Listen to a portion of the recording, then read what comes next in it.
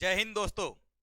My dear friends, ये video जो record कर रहा हूं, this is just to discuss some FAQs or some clarification on TDS and TCS issued by Law Committee of GST Council. It is already covered in our book, but yes, I thought that I should share these with you all guys because I have included these FAQs in the book in this current edition only. Okay, so the students who are having old books, जिनके पास ये पुरानी books है 20th addition या उसके पुराने वाली book है, वो लोगों को भी ये वीडियो से फायदा मिलेगा। सो टीडीएस और टीसीएस के टॉपिक आपने ऑलरेडी पढ़े हुए हैं, उसमें कोई चेंजेस नहीं है, कोई अमेंडमेंट नहीं है, just some clarifications, some FAQs, some standard operating procedure SOPs issued by the law committee of the GST council. ये मैं आपके सामने शेयर कर रहा हूं so that it will help you in the exams and in the practical life also. Okay, तो sir TDS and TCS under GST, first of all TDS की बात कर रहे हैं बेटा। अगर एक जस्ट ओवरव्यू देता हूं टीडीएस का अंडर जीएसटी। अगर आपने सर कोई भी सप्लाई ऑफ गुड्स या सप्लाई ऑफ सॉरी अगर कोई भी टैक्सेबल सप्लाई, सर अगर सप्लाई ऑफ टैक्सेबल गुड्स या सप्लाई ऑफ टैक्सेबल सर्विसेज करी है आपने गवर्नमेंट डिपार्टमेंट्स को, गवर्नमेंट एजेंसीज को या अदर नोटिफाइड लोगों को जो जिन पे टीडीएस एप्लीकेबल होता है, तो ऐसे केस में अगर वहां पर value of contract is exceeding ₹2.5 lakh, if the value of contract without GST, excluding GST amount, is exceeding ₹2.5 lakh, then whenever government will make the payment to you, जब भी गवर्नमेंट आपको पेमेंट करेगा तब वो 2% TDS कट करेगा, 1% CGST, 1% SGST और inter state है तो 2% IGST TDS कट करके रिमेनिंग अमाउंट आपको पे करेगा। 2% किसका बेटा? वैल्यू का, विदाउट जीएसटी। क्लियर? जो भी आपको पेमेंट कर रहा है उस पेमेंट में से जो विदाउट टैक्स जो पोर्शन है, विदाउट जीएसटी जो पोर्शन है उसका 2% वो डिडक्ट करेंगे एंड वो डिपॉजिट करेंगे गवर्नमेंट अकाउंट में एंड वो आपके इलेक्ट्रॉनिक कैश लेजर में रिफ्लेक्ट करेगा। Okay, clear? डन। तो सर उसके रिगार्डिंग कुछ प्रोविजंस की कहां कहां टीडीएस एप्लीकेबल नहीं है, उसके लिए एक एसओपी आया था डिपार्टमेंट का, वो आपसे मैं शेयर करना चाहता हूं। सर ये अपनी बुक के पेज नंबर 365 पे 364 पे दिया है बेटा, 21st एडिशन में। Okay sir, when tax deduction is not required to be made under GST as per the SOP on TDS under GST as clarified by Law Committee of GST Council। अच्छा, कोई नए point नहीं है, हम जो already class में पढ़ चुके हैं, लेक्चर्स में पढ़ चुके हैं, वही बातें हैं, बस रिपीट होने से क्या होता है, ये पॉइंट सारे एक जगह आने से ये होता है कि you will feel confident while giving the exams. Clear? पढ़िए sir. Tax deduction is not required in the following situations.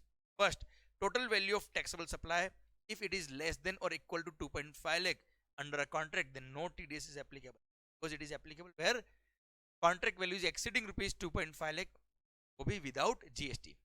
Second, TDS कब कब अप्लाई नहीं हो रहा है? Second, contract value is exceeding 2.5 lakh but it is for both taxable supply as well as exempt supply, but out of those contract values the value of taxable supply under the said contract is less than or equal to only 2.5 lakh। मतलब अगर taxable portion, taxable goods और taxable service का portion 2.5 lakh से exceed होगा तो ही TDS कटेगा ना बेटा। कॉन्ट्रैक्ट तो मोर देन 2.5 लाख का है पर उसमें टैक्सेबल सप्लाई भी है और एग्जाम सप्लाई भी है, ओनली टैक्सेबल सप्लाई का वैल्यू 2.5 लाख एक्सीड करेगा तो ही टीडीएस कटेगा बेटा, तो ही टीडीएस एप्लीकेबल होगा। Third, receipt of services which are exempted from GST, केवल टैक्सेबल गुड्स और टैक्सेबल सर्विस पे ही टीडीएस एप्लीकेबल होता है, एग्जाम पे एप्लीकेबल नहीं होता है। देन ये था सर्विस के लिए, था और नेक्स्ट पॉइंट है गुड्स के लिए। Receipt of goods which are exempted from GST, if goods are exempt from GST there is no point of TDS at all. Then the goods on which GST is not leviable, 6 goods, घूम लो और झूम लो, याद है sir? Sir अरे petroleum crude, high speed diesel, motor spirit commonly known as petrol, natural gas, aviation turbine fuel और alcohol liquor for human consumption. बेवड़ो sir, तो घूम लो और झूम लो, इन पे जीएसटी लेवी नहीं होता है, वहां टीडीएस की बात तो आएगी। Then sir F point is good point, very good point, where the location of the supplier and place of supply is in a state or union territory which is different from the state or union territory where the directory is registered। means suppose BMC BMC Maharashtra Mumbai has given you a contract, you are supplier of services, located in Rajasthan, और आपको राजस्थान के ही किसी immovable property के regarding कोई contract मिला आपको, तो आपको सर्विसेज कहाँ प्रोवाइड करनी? राजस्थान में। Since immovable property is located in Rajasthan, उसके लिए आपको सर्विसेज देनी है। कॉन्ट्रैक्ट मान लो 10 करोड़ रुपए का साहब, सप्लायर भी राजस्थान का, प्लेस ऑफ सप्लाई भी राजस्थान हो गया साहब, वो CGST और राजस्थान का SGST लगाएगा। Now BMC is located in Maharashtra, अब महाराष्ट्र में BMC है तो वो राजस्थान का SGST कैसे कट करेगा भैया? इसलिए इफ सप्लायर का location and place of supply एक स्टेट में है which is different from the state of the deductor, तो ऐसे केस में कोई TDS काटने की जरूरत नहीं है, क्योंकि ऐसे केस में वो BMC महाराष्ट्र वाला राजस्थान गवर्नमेंट को कैसे टैक्स पे करेगा अगर TDS काट लिया तो। Okay, that's why here TDS is not applicable. देन ये सब पॉइंट हम पढ़ चुके, कोई नए पॉइंट नहीं बेटा। Then all activities or transactions specified in Schedule 3 of the CGST Act, irrespective of value. Obviously, the transactions which are covered in Schedule 3 are not leviable to GST at all. There is no point of deducting any TDS. They compile kiye hue points hai, nothing. Next, where the payment relates to a tax invoice that has been issued before 1st October 2018, because TDS of GST became applicable from 1st of October 2018 only. Although GST Hindustan में आ गया 1 जुलाई 2017 से बेटा, पर TDS applicable होता 1 October 2018 से, तो 1 October 2018 से पहले वाले बिल अगर होंगे तो TDS। Same point number I भी उसी लाइन पे बेटा, where any amount was paid in advance prior to 1st of October 2018, 1 October 2018 से पहले कोई पेमेंट एडवांस में आ गया था, बिल बाद में इशू किया, तो जितना पेमेंट एडवांस में आ गया था उतने पेमेंट के रेस्पेक्ट में TDS एप्लीकेबल नहीं होगा। क्लियर? देन पॉइंट नंबर जे, पढ़ लीजिए, पॉइंट नंबर आई पूरा पढ़ लीजिए। Where any amount was paid in advance prior to 1st of October 2018 and the tax invoice has been issued on or after 1st of October 2018, to the extent advance payment made before 1st October 2018, मतलब 1 October 2018 से पहले जो advance आपको आ गया उस advance के amount पर TDS नहीं कटेगा, ऑल्दो बिल आपने बाद में इशू किया। 10 करोड़ का बिल था, 5 करोड़ रुपए एडवांस आ गया तो 5 करोड़ रुपए TDS नहीं कटेगा, रिमेनिंग 5 पे TDS कट जाएगा। Then point number J, where the tax is to be paid on reverse charge by the recipient, that is directly। भाई अगर पूरा ही टैक्स रेसिपिएंट को फेंकना है, मतलब आप सप्लायर ऑफ सर्विस हो और government department recipient of services है, रेसिपिएंट ऑफ गुड्स या सर्विस, जहाँ पे रिवर्स चार्ज लगता है, तो पूरा ही टैक्स इसको पे करना है, तो वहां TDS की बात तो आएगी नहीं बेटा, क्योंकि TDS काट के आपके कैश लेजर में क्यों जमा कराएंगे भैया, तो पूरा ही टैक्स इसको पे करना है। Then next, where the payment is made to an unregistered supplier, whenever payment is made to an unregistered supplier, suppose आप सप्लायर हो, आप GST में रजिस्टर्ड नहीं हो, गवर्नमेंट डिपार्टमेंट GST में रजिस्टर्ड है, अब आपने सर्विसेज या गुड सप्लाई करा गवर्नमेंट डिपार्टमेंट को, आप रजिस्टर्ड ही नहीं हो, तो वहां TDS काटने की जरूरत नहीं है, क्योंकि वहां GST लेवी नहीं हो रहा है। क्लियर? वहां GST पे करने की जरूरत नहीं है, क्योंकि you are not registered in. Clear? Then where the payment relates to cess component, cess is also the component of GST tax, and sir, no tax, no TDS is directed on tax component, cess component, no TDS is directed. Okay, clear? Done. So these were the cases where TDS is not required to be deducted by the government departments etc. on which TDS is applicable. Clear? तो ये सब point मैंने compile कर दिया वापस से, जो government department ने दिए थे। Sir law committee of GST council ने क्लेरिफाई करके बताया कि इनमें TDS नहीं करता है। ये सब हम ऑलरेडी लेक्चर्स में पढ़ चुके हैं, पर वापस से मेरे को लगा कि I should share so that examination के अंदर आपको ये पॉइंट्स बहुत हेल्प करेंगे फटाफट क्लिक करने के लिए कि हाँ यहाँ TDS नहीं लगता। ये रेडी रेकनर हो गया एक तरह। ओके, चलिए। सेम वे TCS के लिए भी एक FAQ था, वो भी हम शेयर कर लेते हैं। सर TCS का FAQ मैंने पेज नंबर 370A पे दे रखा है बेटा आपको बुक के। Whole frequently asked questions on TCS under GST as clarified by Law Committee of GST Council. Okay sir, अच्छा एक और बात, आप लोग बोलेंगे सर ये 2-3 पेज जो भी है ये हमको आप कैसे प्रोवाइड करेंगे? तो सर अपने टेलीग्राम ग्रुप में इनके PDF फाइल्स हम शेयर कर देंगे, या इसका लिंक एक काम करेंगे, अपनी जो वेबसाइट है www.ymconcepts.com, ठीक है, इसका जो फ्री PDF एंड अमेंडमेंट वाला सेक्शन है वहां पे मैं इसको FAQs on TDS and TCS इस नाम से फाइल PDF वहां अपलोड कर दूंगा, वहां से आप चाहे तो कर सकते हो अगर आपके पास ओल्ड बुक्स है।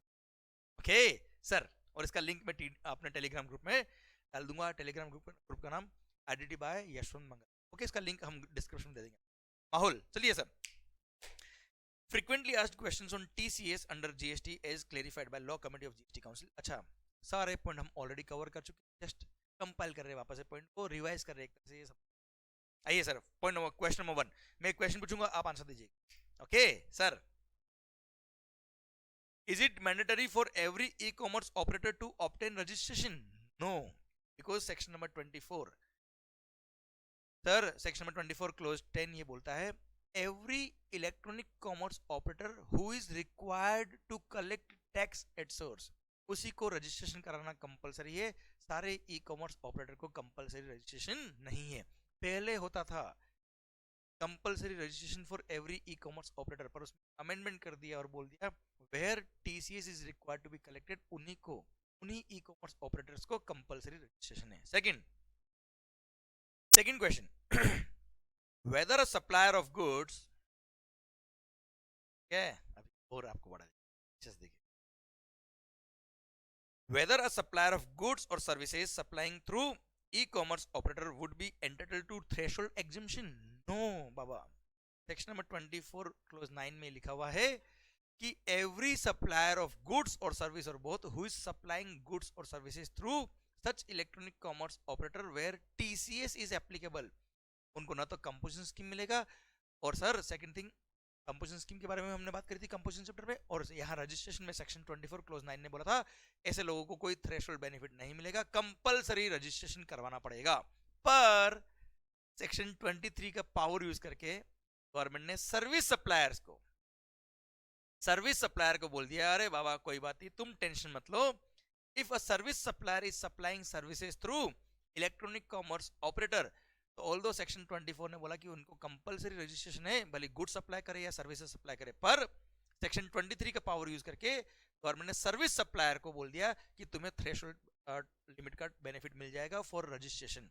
मतलब कंक्लूसिवली क्या हुआ बेटा, अगर आप गुड्स सप्लाई कर रहे हो थ्रू सच ईसीओ जहां पे टीसीएस एप्लीकेबल है, तो गुड्स सप्लायर को कंपलसरी रजिस्ट्रेशन है, कोई थ्रेशोल्ड लिमिट का बेनिफिट नहीं मिलेगा।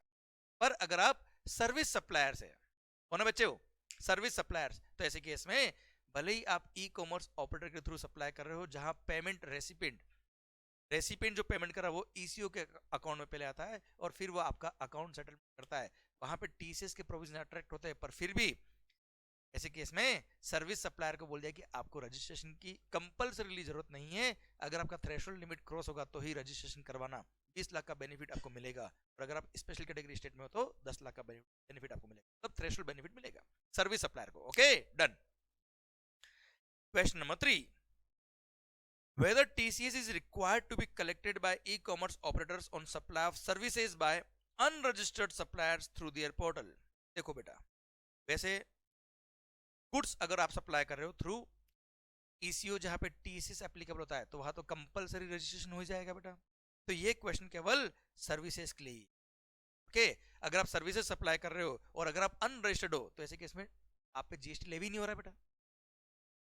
If you are not registered in GST, then you are not liable to pay any GST, and once you are not liable to pay any GST, there is no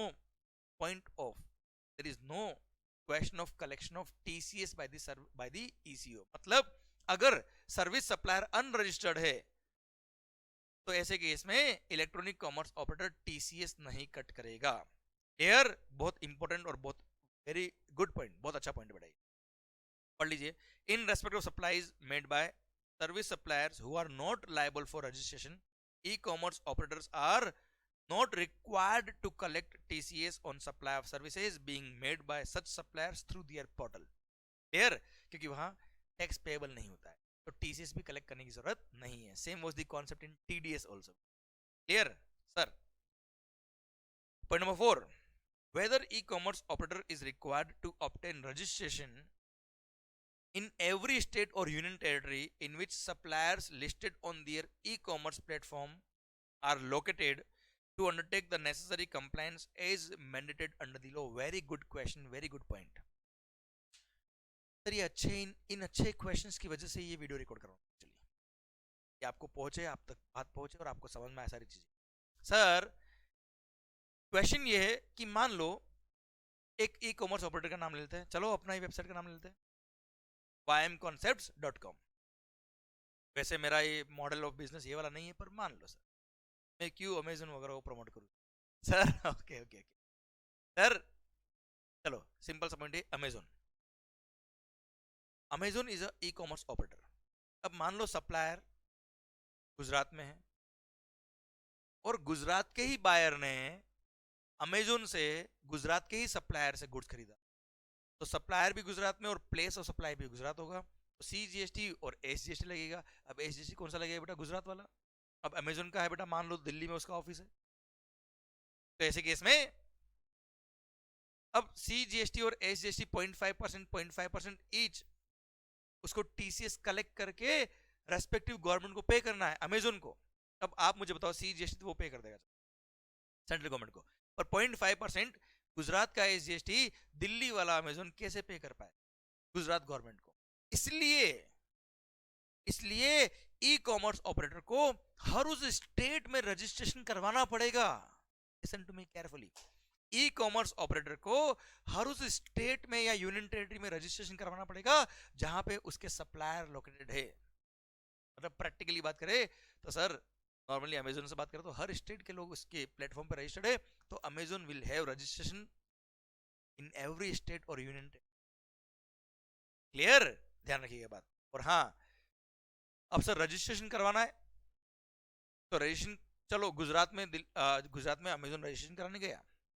अब place of business क्या दिखाएगा? मान लो Amazon का कोई physical premises Gujarat में है ही नहीं, तो फिर तो ऐसे केस में यहाँ पे एसओपी ने, यहाँ पे FAQs ने क्लेरिफाई किया डिपार्टमेंट ने कि सर जो उसका हेड ऑफिस है, हेड ऑफिस मान लो का है दिल्ली में, तो दिल्ली हेड ऑफिस को ही वो as a place of business ताकि रजिस्ट्रेशन ले सकता है गुजरात के अंदर Amazon.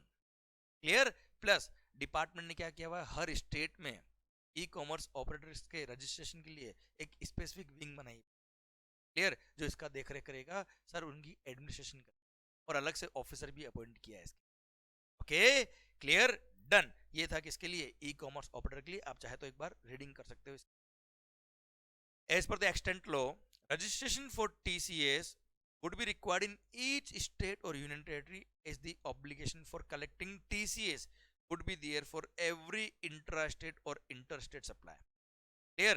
In order to facilitate the obtaining of registration in each state or union territory, the e-commerce operator may declare the head office as its place of business for obtaining registration in that state or union territory where it does not have any physical presence. It may be noted that each state or union territory has indicated one administrative jurisdiction where all e-commerce operators having business but not having physical presence in that state or union territory shall register. एक administrative jurisdiction इन्होंने अलग से define किया हुआ है जहां पे इन सब का रजिस्ट्रेशन होगा। क्लियर? अगर उनका फिजिकल प्रेजेंस उस स्टेट में नहीं। Clear? And the proper officer for the purposes of registration of ECOs have also been notified by each state और प्रॉपर ऑफिसर भी अलग से अपॉइंट किया। डन, कोई खास बात नहीं। Same is the point, is point number 5। अब इसमें फॉरेन ई कॉमर्स ऑपरेटर है सर। पॉइंट नंबर 5 कहता है, foreign e commerce operator do not have any place of business in India since they operate from outside India. Clear? पर registration तो कराना पड़ेगा बेटा उनको, but there supplier and customers are located in India. So in this scenario, will the TCS provision be applicable to such e-commerce operator? Yes. And if yes, how will foreign e-commerce operator will obtain registration? First of all, each each electronic commerce operator who is required to collect the TCS is compulsory required to get himself registered ST. Clear? Plus उनको हर उस state और union territory में registration कराना पड़ेगा जहां पे उनके supplier located है। क्लियर? और सर उसके लिए जैसा अभी हमने लास्ट पॉइंट में पढ़ा कि एक अलग से जुरिस्डिक्शनल एडमिन ऑफिस अलग से दिया हुआ है सब, अगर आपका फिजिकल प्रेजेंस नहीं। क्लियर? सेम प्रोविजन यहाँ भी बोला, पढ़ लीजिए एक बार। Where registered supplier is supplying goods or services through a foreign e-commerce operator to a customer in India, such foreign e-commerce operator would be liable to collect TCS such supply and would be required to obtain registration in each state or union territory wherever suppliers are located. It may be noted that each state or union territory has indicated one administrative jurisdiction where all e-commerce operators having business but not having physical presence in that state or union territory shall register. एक administrative jurisdiction दे रखा अलग से साहब. Same point. The proper officer for the purpose of registration of ECO has also been notified by each state or union territory. Okay. If foreign, last line थोड़ा सा changes पड़िएगा. अरे agent appoint करना पड़ेगा अगर उसका physical presence India. If foreign e-commerce operator does not have any physical presence in a particular state or union territory, clear, then he may appoint an agent on his behalf. He may appoint an agent on his behalf अगर उसका physical presence किसी state में नहीं. Clear. और agent के नाम पर agent के सर एजेंट की बिहाफ पे वो क्या एजेंट उसके बिहाफ पे रजिस्ट्रेशन लेगा. क्लियर. डन. आइए sir point number 6. Is it necessary for e-commerce operators who are already registered under GST and have GSTIN to have separate registration for TCS as well? Say, मान लो आज यशवंत मंगल buyamconcept.com it is registered in GST. अब कल से हम ऐसा कोई e-commerce platform बना देते हैं buyamconcept को कि वहां पे TCS एप्लीकेबल हो जाता है. तो since we are already registered in GST, क्या हमको TCS के लिए अलग से कोई सेपरेट रजिस्ट्रेशन नंबर लेना पड़ेगा? यस, लेना पड़ेगा साहब. क्लियर. तभी तो वो TCS की कंप्लायंस कर पाएगा. E-commerce operator has to obtain separate registration for TCS irrespective of fact whether e-commerce operator is already registered under GST as a supplier or otherwise as a GSTN. उससे कोई मतलब नहीं है, उसको separate number नहीं पड़ेगा to collect the TCS. Okay, question number 7. At what time should the e-commerce operator collect TCS? देखो भैया, जैसे ही सप्लाई हो गया TCS becomes applicable. अब भले ही रेसिपिएंट पेमेंट बाद में दे रहा है उसे कंसर्न नहीं है, पर जैसे ही सप्लाई हो गया सर टीसीएस कलेक्ट करना पड़ेगा और टीसीएस गवर्नमेंट को पे करना पड़ेगा. पढ़ लीजिए. TCS is to be collected once supply has been made through the e-commerce operator and मतलब सप्लाई होते ही टीसीएस पे करना पड़ेगा. And where the business model is that the consideration is to be collected by the e-commerce operator. Customer पैसा पहले किसको देगा? ई-कॉमर्स ऑपरेटर को देगा. एंड सर वापस पढ़िएगा भैया, जहाँ पे कस्टमर पेमेंट दे रहा है किसको? ई कॉमर्स ऑपरेटर को, तभी तो टीसीएस एप्लीकेबल होता है. क्लियर. तो बिजनेस मॉडल ऐसा है कि सप्लायर मान लो आप हो, मैं ई कॉमर्स ऑपरेटर हूँ, कोई कस्टमर है XYZ, कस्टमर ने कुछ परचेज किया अमेजोन को पेमेंट आया और अमेजोन आपको ट्रांसफर करा, तो टीसीएस एप्लीकेबल होता है वहाँ पे. क्लियर. अब ऐसे केस में जैसे ही सप्लाई हुआ है TCS becomes applicable irrespective of actual collection of consideration. Irrespective of actual collection of consideration मतलब एग्जाम्पल दिया है. For example, if the supply has taken place through the e-commerce operator on 30th October, 30 अक्टूबर को supply हो गया साहब, but the consideration for the same has been collected in the month of November. तो sir ऐसे case में भले ही customer ने पैसा नवंबर में दिया है पर सिंस सप्लाई हो गया था अक्टूबर महीने में, then TCS for such supply has to be collected and reported in the statement for the month of October only. Sir जब सप्लाई करते हो तब TCS बिकम एप्लीकेबल, भले ही कस्टमर पेमेंट आपको बाद में दे रहा है या नहीं दे रहा है, कंसर्न नहीं. Clear. Done. Point number 8. Whether TCS to be collected on exempt supplies? No. Sir, on exempt supplies, no TCS but to be collected. Next, whether TCS to be collected on supplies on which recipient is required to pay tax on reverse charge basis? No, sir. Wherever reverse charge mechanism is applicable, entire tax will be paid by the recipient only. Clear? And when entire tax is paid by recipient only, then why the electronic commerce operator will collect TCS? Because if the अगर electronic commerce operator ने TCS collect कर लिया तो वो supplier के account में पैसा जमा कराएगा बेटा TCS, जबकि सप्लायर तो टैक्स पे करने के लिए लायबल नहीं है, रेसिपिएंट टैक्स पे करने के लिए लायबल है, इसलिए यहाँ पे TCS एप्लीकेबल नहीं है. तो सर अगर एग्जाम सप्लाईज है या RC में एप्लीकेबल है तो ना TDS लगता है ना TCS लगता है. अब आइए question number 10. Whether TCS is to be collected in respect of supplies made by the composition taxpayer. पहली बात तो ये, अगर आप कंपोजिशन टैक्स पेयर हो तो आप ECO के थ्रू सप्लाई ही नहीं कर सकते हो जहां TCS एप्लीकेबल है. क्लियर. और अगर आप ऐसे किसी इलेक्ट्रॉनिक कॉमर्स ऑपरेटर के थ्रू सप्लाई कर रहे हो गुड्स या सर्विस जहां पे TCS एप्लीकेबल है तो आप कंपोजिशन से वैसे ही बाहर हो जाओगे, तो ये क्वेश्चन ही रिलेवेंट नहीं है, प्रैक्टिकली पॉसिबल ही नहीं है. Sir question number 11. Whether TCS is to be collected on import of goods or service or both? भैया इंपोर्ट ऑफ गुड्स अगर किया तो उस पर कस्टम्स एप्लीकेबल होता है, एंड कस्टम्स एक्ट जहां लगता है वहां कस्टम्स के प्रोविजन लगेंगे, जीएसटी के प्रोविजंस नहीं लगते, वहां टीडीएस या वहां टीसीएस की कोई बात नहीं आएगी। अब इंपोर्ट ऑफ सर्विस अगर हुआ तो वहां रिवर्स चार्ज मैकेनिज्म लगता है, और इंपोर्ट ऑफ सर्विस के केस में रेसिपिएंट रिवर्स चार्ज मैकेनिज्म में वो खुद पे करेगा टैक्स बेटा। और जब रेसिपिएंट टैक्स पे कर रहा है रिवर्स चार्ज मैकेनिज्म में, तो वहां टीसीएस वैसे भी एप्लीकेबल नहीं होता है। तो इंपोर्ट ऑफ गुड्स या इंपोर्ट ऑफ सर्विस दोनों केस में टीसीएस एप्लीकेबल नहीं होगा। आइए क्वेश्चन नंबर 12 की तरफ बढ़ते हैं। Whether payment of TCS through input tax credit available with ECO for depositing TCS as per section number 52 subsection 3 of the CGST Act is allowed? Never.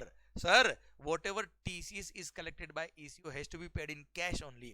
मतलब इसका क्वेश्चन का मतलब यह है कि इलेक्ट्रॉनिक कॉमर्स ऑपरेटर को मान लो 10 लाख रुपया टीसीएस पे करना है सरकार को, 3 लाख रुपए का आईटीसी पड़ा है, क्या 3 लाख का आईटीसी टीसीएस पे करने में काम आएगा? खाक, क्योंकि TCS is not his output tax liability, और आउटपुट टैक्स लायबिलिटी को पे करने के लिए इनवर्ट टैक्स जो आपने पे किया हुआ, इनपुट पे जो टैक्स पे किया वो आईटीसी यूज कर, आपको पता है 10 का क्रेडिट क्यों मिला? माहौल sir, here sir answer is no. सरकार obviously has to be paid in cash, cash ही पे करना पड़ेगा। कैश मतलब through electronic cash ledger. Okay, question number 13, it is very common that customers of e commerce companies return the goods. Okay, return होता ही बेटा, T shirt मंगाया, check किया, पसंद नहीं आया, वापस भेज दिया। How these sales returns are going to be adjusted? जो आपको पता है टीसीएस जो पे करना होता है वो पे करना पड़ता है net value of taxable supply. Clear? Means January month में जितना सेल हुआ माइनस जनवरी मंथ में कितना रिटर्न हुआ सप्लायर वाइज। अब वो सप्लायर ए भी है, सप्लायर बी भी है, तो सप्लायर ए का कितना सेल्स हुआ माइनस उसके कितने गुड्स रिटर्न, तो नेट जो वैल्यू आएगा उसी पे टीसीएस कलेक्ट होगा। बी का कितना सेल्स हुआ, कितना सेल्स रिटर्न हुआ जनवरी मंथ में, नेट जो वैल्यू आएगा उसी पे टीसीएस कटेगा। क्लियर? डन। सर और कभी मान लो आपको मेन पॉइंट आएगा, सर कभी मान लो हमने दिसंबर में बहुत सारा सेल किया था पर दिसंबर का माल जनवरी में रिटर्न हुआ, हो सकता है, पर जनवरी में सेल बहुत कम था, सेल था 5 लाख का और रिटर्न जो हुआ माल वो 6 लाख का हो गया। 6 लाख का क्यों हुआ? क्योंकि कुछ लास्ट मंथ का भी रिटर्न आया इस मंथ में। अब 5 लाख का सेल था, अच्छा दिसंबर में रिटर्न नहीं हुआ, दिसंबर में तो आपने टीसीएस कलेक्ट करके पे कर दिया होगा। अब ई कॉमर्स ऑपरेटर के केस में देखना ध्यान, क्या हुआ, मिस्टर ए ने 5 लाख का सेल किया जनवरी में और 6 लाख का गुड्स रिटर्न आ गया। लगा कैसे आया? क्योंकि कुछ प्रीवियस मंथ का भी था। बहुत सारे लोग सोचेंगे सर 5 लाख का सेल किया, हाउ द 6 लाख का रिटर्न इज देयर? अरे भाई प्रीवियस मंथ का भी कुछ सेल रिटर्न हुआ ना, तो sir minus 1 lakh is the net value of taxable supply. तो क्या ई कॉमर्स ऑपरेटर उसको रिफंड देने जाएगा क्या? नहीं। तो ऐसे केस में यहाँ पे कोई टीसीएस ना तो कलेक्ट होगा ना कोई रिफंड की बात आएगी, मतलब इस फिगर को इग्नोर कर दिया जाए। क्लियर? डन। तो net value of taxable supply अगर नेगेटिव होती है वहां पे कोई टीसीएस के प्रोविजन है और वहां पे उस फिगर को, नेगेटिव फिगर को इग्नोर किया। डन, मतलब ये माना जाएगा जीरो सेल है बेटा। सर आइए क्वेश्चन नंबर 14, ओहो लास्ट पॉइंट, माहौल। Under section number 52 E commerce operator collects TCS on net of returns. Okay, sometimes sales returns is more than the sales and hence can negative amount be reported. तो अभी हमने बात करी, अभी हमने discuss किया कि सर अगर सेल्स रिटर्न ज्यादा है सेल्स से भी तो नेगेटिव टीसीएस कभी भी कलेक्ट नहीं होता है। पढ़ लीजिए, negative amount can not be declared, there will be no impact in next tax period also. मतलब सर ऐसा नहीं कि नेगेटिव 1 लाख था जनवरी में तो वो 1 लाख फरवरी में एडजस्ट कर ले, वो भी नहीं हो पाएगा। There will be no impact in next tax period also. In other words, if returns are more than the supplies made during a particular tax period, जनवरी में 5 लाख का सेल था, 6 लाख का रिटर्न आ गया, तो 1 लाख जो नेगेटिव है the same would be ignored in the current as well as future tax period. उस 1 लाख को इग्नोर कर दिया जाए। डन, भारत माता की जय। और वैसे भी टीसीएस क्या है, एक मैकेनिज्म है to bring the transactions on record. Clear? Tax evasion को कंट्रोल करने के लिए, कोई गवर्नमेंट को रेवेन्यू का कोई लॉस या कोई प्रॉफिट नहीं हो रहा, क्योंकि जो भी टीसीएस ई कॉमर्स ऑपरेटर पे करेगा गवर्नमेंट को वो anyways sir electronic cash laser में रिफ्लेक्ट करेगा सप्लायर के, तो अल्टीमेटली सप्लायर टैक्स पे करेगा ऑन हिज फुल। क्लियर बेटा? सो उससे कोई इंपैक्ट नहीं। ओके, तो सर माहौल सरकार पूरा टीसीएस और टीडीएस के रिगार्डिंग कुछ प्रोविजन जो मेरा दिल कह रहा था मैं शेयर करने चाहिए आपसे, तो शेयर कर लिए सो दैट आपकी प्रिपरेशन में कोई कमी नहीं रहे और मजा आया आपको प्रिपरेशन में, माहौल होना चाहिए सर, हर क्वेश्चन का आंसर आपके टिप्स पे होना चाहिए सर, वो मेरा विजन था, इसलिए आई थॉट कि ये टॉपिक्स मैं आपसे शेयर कर लिया। Okay, thank you so much. जो मैंने रेगुलर बैच अभी दिया है लेटेस्ट, उसमें तो ये ऑलरेडी वीडियो है, ये मैंने ऑलरेडी टॉपिक्स कवर किए, पर जो पुराने स्टूडेंट्स थे उनको भी बेनिफिट मिल जाए इसलिए अलग से किया। ये कोई अमेंडमेंट नहीं है बेटा, क्लियर, जस्ट एक एडिशनल पॉइंट मैंने आपको शेयर किया जो FAQ था, सी था, to give in depth knowledge of these topics to you. Okay, thank you so much, love you all the best, stay positive, stay strong, और हाँ, दिल से पढ़िए, खुश होके पढ़िए, पॉजिटिव माहौल से पढ़िए, clear, thank you so much, love you all, take care बेटा।